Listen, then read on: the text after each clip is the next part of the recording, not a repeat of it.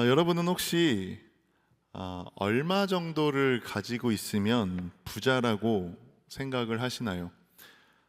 예전에는 백만장자라고 했었거든요. 백만장자면 부자다. 이 지금 계산으로 하면 백만장자가 100만 달러인데 지금 금액으로 하면 한 13억, 14억 정도 금융자산을 가진 사람이라고 볼 수 있을 것 같습니다. 제가 어느 정도 돼야 부자일까라는 게 궁금해서 한번 찾아봤습니다. 그랬더니 KB 금융지주 경영연구소에서 발표한 기록에 의하면 2019년 한국 부자 보고서에 따르면 10억 원 이상의 금융자산, 여기서 부동산은 빼는 것 같아요. 부동산은 빼고 금융자산을 보유한 사람이 32만 3천 명 정도 된다고 합니다. 한국에서 0.63% 정도 된다고 하고 24년 기준으로 다시 찾아보니까 좀 늘었더라고요. 46만 명, 인구 대비 0.82%, 그러니까 1% 미만 정도 된다고 합니다. 서울에 한 20만 명 정도 되고 대구에는 찾아보니까 한 7, 8천 명 정도 된다고 하더라고요. 근데 또 재밌는 게 뭐냐면 총 자산이 30억 미만인 경우에 70%가 자신을 부자라고 생각하지 않았다고 합니다. 그리고 50억의 자산을 가진 사람들도 27.2%만 자기를 부자라고 생각했고 거의 한 75% 정도는 자기가 부자라고 생각하지 않았다는 거예요.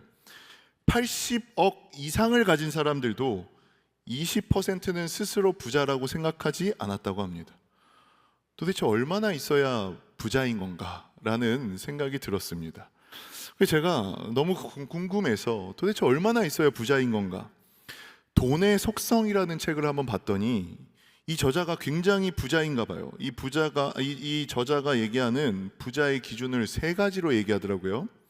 첫 번째는 융자가 없이 자기의 소유의 집을 가졌고, 두 번째는 일을 하지 않는데 소득이 500만 원 이상이고, 세 번째는 한 인간이 자기 삶의 주체적 주인인 사람이 부자라고 이야기를 하더라고요. 근데 여기서 가장 중요한 건 세 번째인 것 같습니다. 내가 50억을 가졌던 100억을 가졌던 1000억을 가졌던 삶의 주체적인 삶을 살아가지 못한다면 돈이 아무리 많아도 일론 머스크나 빌 게이츠 같은 사람 앞에 서면 자신을 초라하게 느낄 수밖에 없기 때문입니다.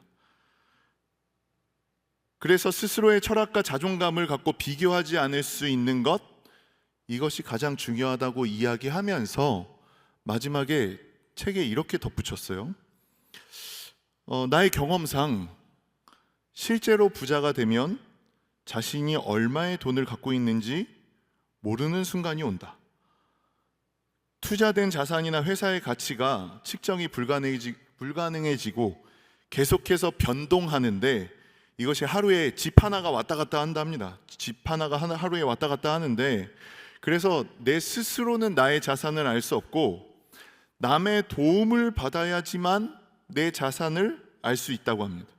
그래서 이 저자는 뭐라고 결론을 내냐면, 사실상 내 재산이 얼마인지 아는 사람은 사실 산술적 부자가 아니라고 할 수 있다, 이렇게 얘기를 하더라고요. 굉장히 저는 충격적이었습니다. 부자는 어려운 거구나, 힘든 거구나. 여러분은 혹시 부자라고 생각하는 분 있습니까? 그 기준에 의하면 저는 부자인 것 같습니다. 오늘은 부의 기준인 이 돈이라는 주제에 대해서 한번 나눠보려고 합니다. 여러분은 돈이 무엇이라고 생각합니까? 여러분은 돈으로 살 수 없는 것이 있다고 생각하십니까? 돈은 물건을 구입하기 위한 화폐입니다.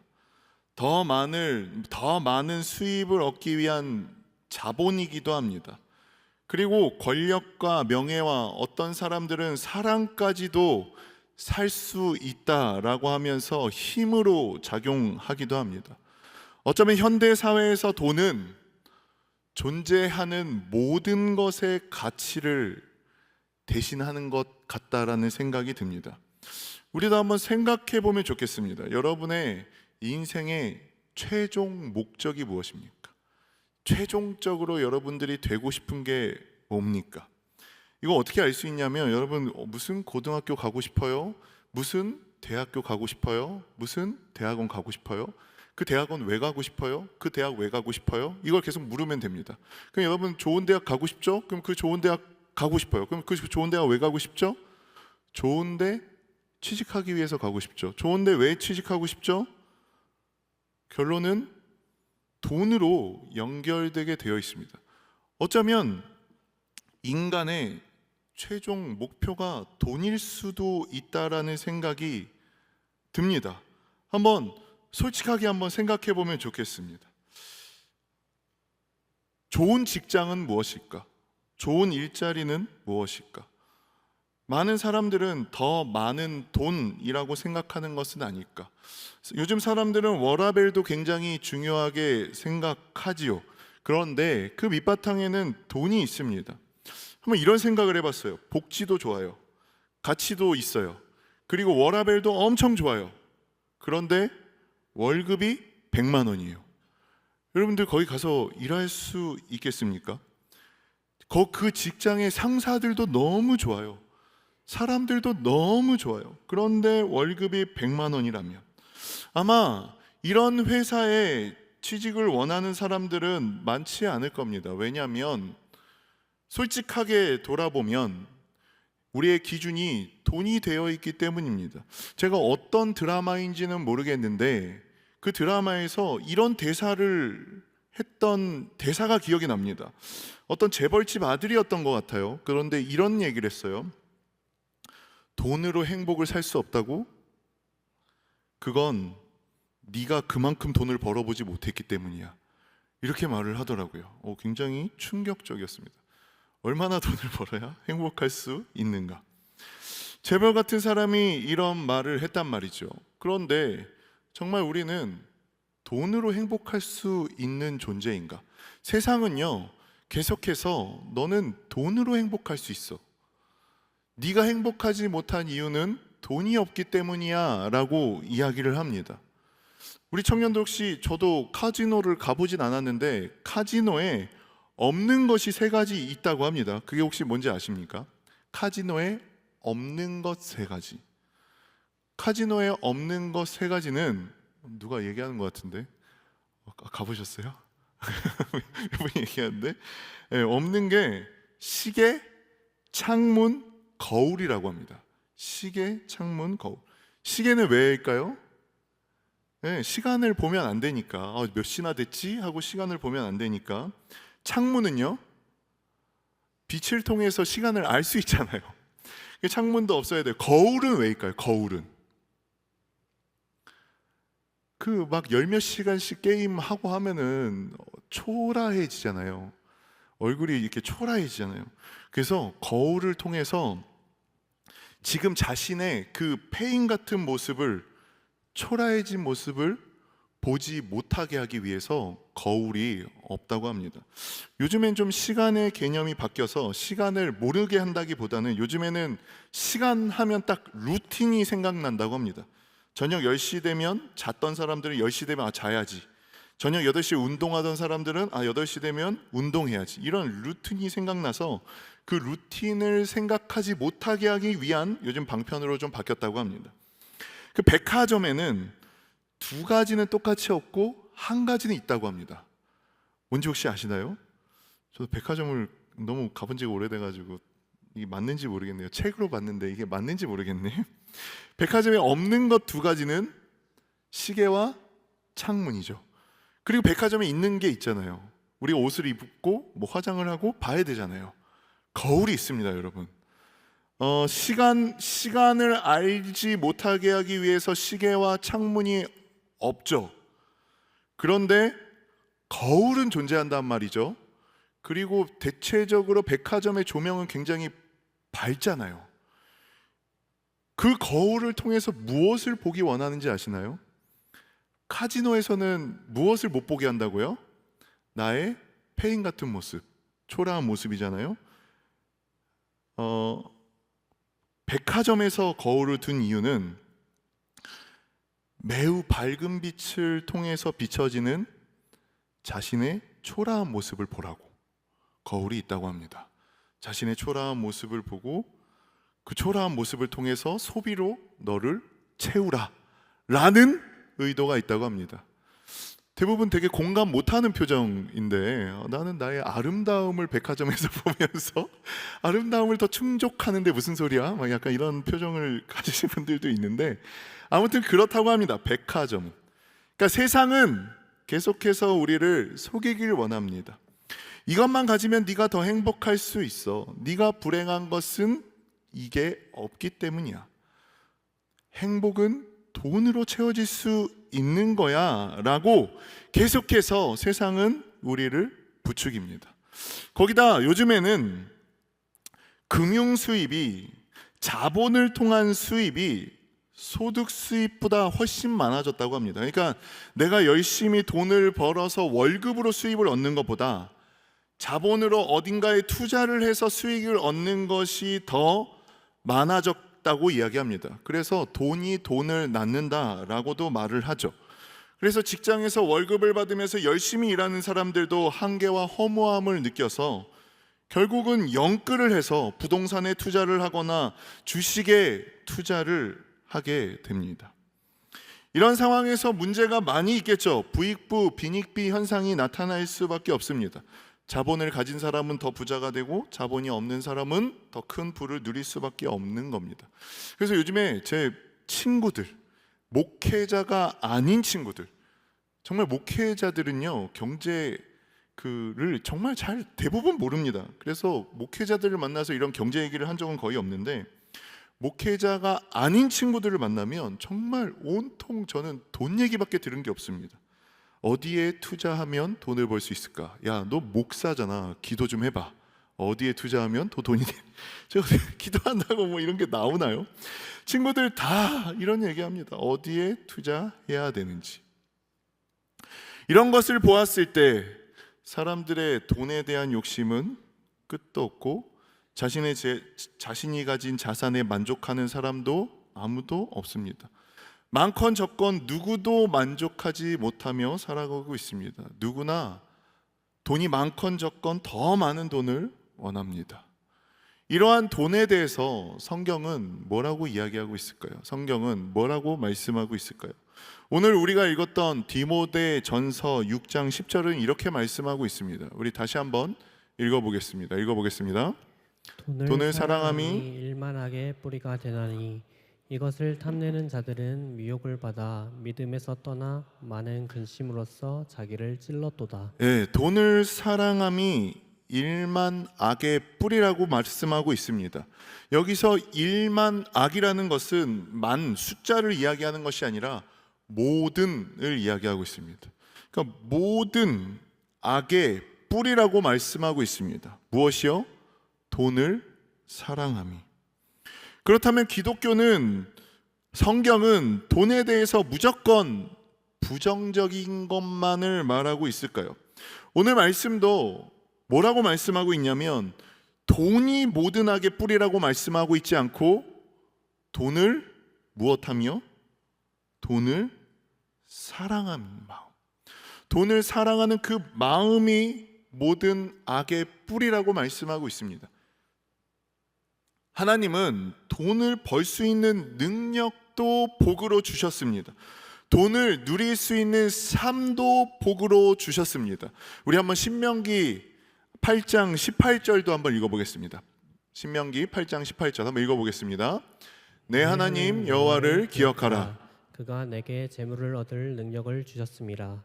이같이 하심은 내 조상들에게 맹세하신 언약을 오늘과 같이 이루려 하심이니라. 재물 얻을 능력을 주셨다라고 말씀하고 있습니다. 하지만 성경에선 또 돈에 대해서 경고도 계속해서 말씀하고 있는데 우리가 읽었던 돈을 사랑함이 일만하게 뿌리오라는 말씀도 있고 많습니다. 또 히브리서 13장 5절에서는 돈을 사랑하지 말고 있는 바를 족한 줄로 알라. 그가 친히 말씀하시기를 내가 결코 너희를 버리지 아니하고 너희를 떠나지 아니하리라 하셨느니라. 디모데전서 6장 10절에서 본 것처럼, 그리고 히브리서에서 본 것처럼 돈을 사랑하지 말라고 말씀하고 있습니다.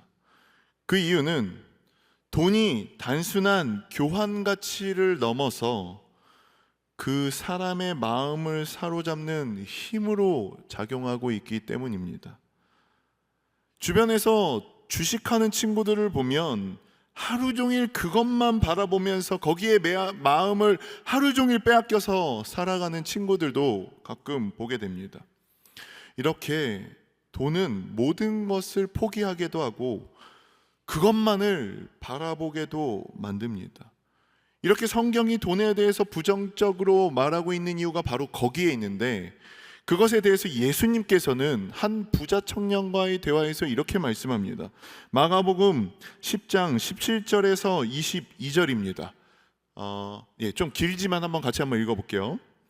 예수께서 길에 나가실새 한 사람이 달려와서 꿇어 앉자 묻자오되 선한 선생님이여 내가 무엇을 하여야 영생을 얻으리이까?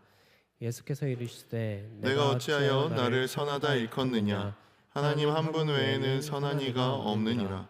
내가 계명을 안 하니 살인하지 말라, 간음하지 말라, 도둑질하지 말라, 거짓 증언하지 말라, 속여 빼앗지 말라, 내 부모를 공경하라 하였느니라.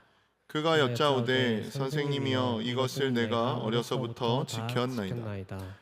예수께서 그를 보시고 사랑하사 이르시되 내가 아직도 한 가지 부족한 것이 있으니 가서 내게 있는 것을 다 팔아 가난한 자들에게 주라. 그리하면 하늘에서 보화가 내게 있으리라. 그리고 와서 나를 따르라 하시니 그 사람은 재물이 많은 거로 이 말씀으로 인하여 슬픈 기색을 떼고 근심하며 가니라. 네, 우리 지금 누가복음 말씀을 봤는데, 누가복음 10장을 봤는데 이 말씀을 보면 돈 많은 청년이 와서 예수님께 이렇게 묻습니다. 무엇을 행해야 영생을 얻습니까? 예수님은 이 청년과의 대화에서 가진 재물을 가난한 자들에게 다 나누어 주고 나를 따르라 라고 말씀합니다. 왜 예수님께서 가난한 자들에게 모든 재물을 나눠주고 나를 따르라고 했을까요? 성경에서 그 이유는 나와 있지 않지만 재물이 많은 청년임을 성경에서는 부각시키고 있고 22절에서는 재물이 많아서 슬퍼함으로 이 말을 듣고 떠났다라고 말하고 있습니다. 이 청년은 영생을 원했습니다. 이 청년은 다시 말하면 구원을 원했습니다. 하지만 이 청년에게 중요한 것은 영생보다 자신이 가지고 있던 소유를 더 붙잡고 있었다는 겁니다. 다시 말하면 영생보다, 구원보다, 아니 하나님보다 돈을 더 사랑하고 있었다는 겁니다. 천국 가는 것, 영생 얻는 것 누구나 원합니다. 누구나 구원받고 싶어 합니다. 누구나 천국 가고 싶어 합니다. 천국을 싫어하는 사람은 아무도 없습니다. 누구나 기도해주면 좋다고 이야기합니다. 누구나 천국 가고 싶다고 합니다. 그런데 어떤 차이냐면요, 구원받는 사람과 영생 받는 사람과 영생 받지 못하는 사람의 차이는 어디에 있냐면요, 구원받지 못하는 사람은 천국도 좋아하지만 천국보다 영생보다 지금 나를 부유하게 할 돈을 더 좋아하는 겁니다. 영생보다 돈을 더 사랑하는 겁니다. 돈을 더 좋아하는 겁니다. 하지만 성경에서는 이런 사람은 영생을 얻을 수 없다라고 말씀하고 있습니다. 왜냐하면 영생을 얻은 사람은 믿음으로 인하여 가치관이 달라지기 때문입니다. 돈보다 영생을 더 사랑하는 인생으로 바뀌기 때문입니다. 이 모든 것을 알고 간파하고 계셨던 예수님께서는 내가 아직 한 가지 부족한데, 네가 아직 한 가지 부족한데, 율법도 지키고 있고 영생을 사랑함도 참 좋은데 한 가지 부족한 게 있는데, 그것은 가난한 사람들에게 모든 것들을 다 팔아서 주고 하늘에 그렇게 하며 하늘의 보화가 내게 있을 것이다 라고 말씀하고 있는 겁니다. 영생도 좋고 돈도 좋고가 아니라 영생을 위해서는, 하나님 앞에 나오기 위해서는 모든 것을 다 팔고 빈손으로 와야 함을 강조하고 있는 것이 아닙니다. 영생을 얻기 위해서는 돈으로 다 할 수 있는 것이 아니라는 것, 돈으로 영생을 살 수 없다는 것, 돈은 너에게 구원을 줄 수 없음을 알려주고 있는 것입니다.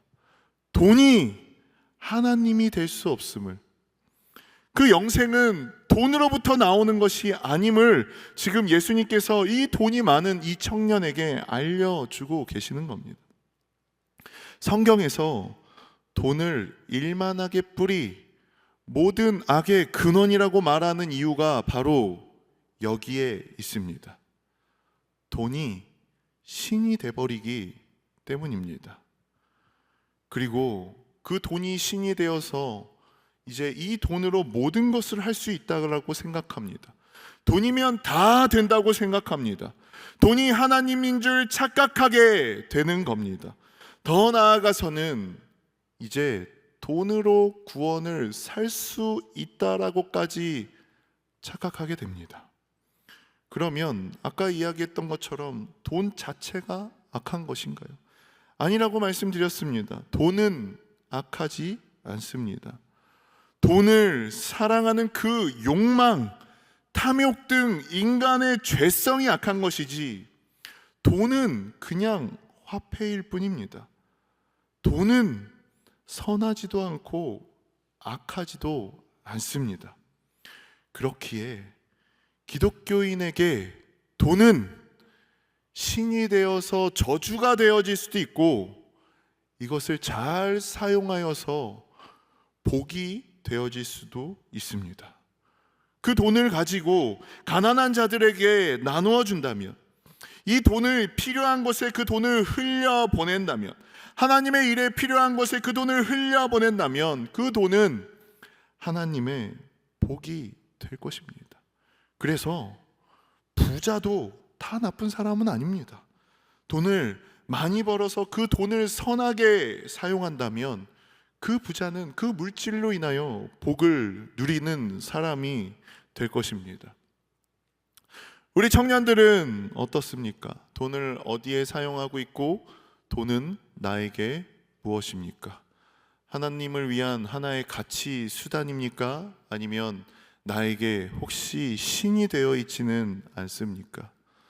돈을 선하게 하나님 앞에 물질로 잘 사용하여서 정말 이 물질로 인하여 축복의 통로가 되어질 수 있는 우리 청년 한 명 한 명이 되어질 수 있기를 이 시간 주님의 이름으로 축원합니다.